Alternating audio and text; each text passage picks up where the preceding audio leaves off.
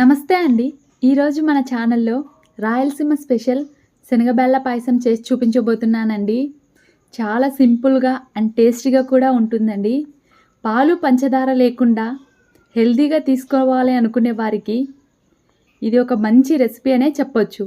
మరి పాయసం కోసం కుక్కర్లో 1 కప్పు శనగబెల్లం తీసుకొని ఒక 2 టైమ్స్ నీట్గా వాష్ చేసిన తర్వాత 1 కప్పు శనగబెల్లకి 2 కప్పులన్నర వాటర్ వేయండి.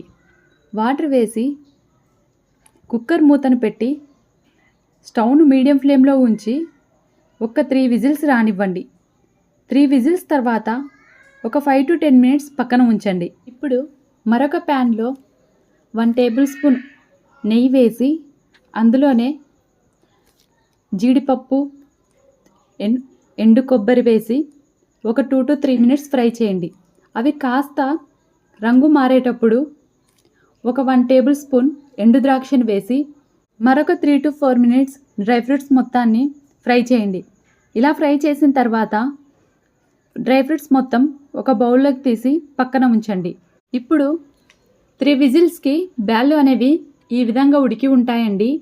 బ్యాళ్ళు పూర్తిగా ఉడకకూడదండి, ఒక 90% మాత్రమే ఉడకాలి. లైట్ పలుకు మాదిరి ఉండాలండి. ఇలా ఉడికితేనే పాయసం అనేది చాలా టేస్టీగా ఉంటుంది. తర్వాత డ్రై ఫ్రూట్స్ ఫ్రై చేసుకున్న ప్యాన్ ఉంది కదండి, నేను అందులోనే ఈ బ్యాలెన్ మొత్తం వేస్తున్నాను.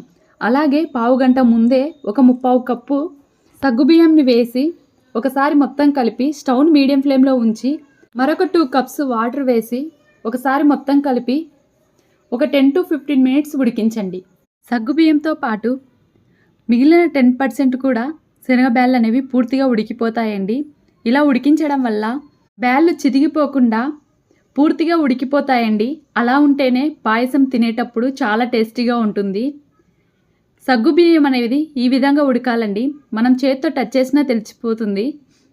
ఇప్పుడు బ్యాళ్ళు కూడా చూపిస్తున్నాను చూడండి, పూర్తిగా ఉడికిపోయింది, కానీ బ్యాళ్ళు అనేవి అస్సలు చిదిగిపోలేదు. ఈ విధంగా ఉడకాలండి.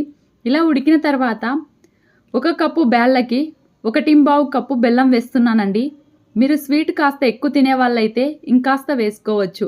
ఇప్పుడు బెల్లం కరిగేంత వరకు బాగా కలపండి. కలిపిన తర్వాత స్టవ్ని మీడియం ఫ్లేమ్లో ఉంచి ఒక 5 మినిట్స్ ఉడికించండి. ఇలా ఉడికించడం వల్ల బ్యాళ్ళకు బెల్లం యొక్క స్వీట్నెస్ పట్టి చాలా టేస్టీగా ఉంటుందండి. ఇలా బాగా ఉడికిన తర్వాత ఫ్లేవర్ కోసం కొంచెం ఇలాచీ వేసి అలానే మనం ముందుగా ఫ్రై చేసి పెట్టుకున్న డ్రై ఫ్రూట్స్ మొత్తం వేసి ఒకసారి కలపండి. కలిపి మరొక 2 మినిట్స్ ఉడికించండి. ఇలా ఉడికించిన తర్వాత పాయసం అనేది కాస్త పల్చగా ఉన్నప్పుడే స్టవ్ ఆఫ్ చేసి పక్కన ఉంచండి. అలానే ఉడికిస్తే పాయసం గట్టిపడుతుందండి, చల్లారితే ఇంకాస్త గట్టిపడుతుంది. ఇంతేనండి, ఎంతో టేస్టీగా ఉండే శనగబెల్ల పాయసం రెడీ అవుతుంది. ఇలాంటి మరిన్ని రెసిపీస్ కోసం మన వీడియోకి ఒక లైక్ చేయండి. అలాగే కొత్త వారు ఎవరైనా మన ఛానల్ని చూస్తున్నట్లయితే లైక్ చేయండి, షేర్ చేయండి, సబ్స్క్రైబ్ చేయడం అస్సలు మర్చిపోకండి.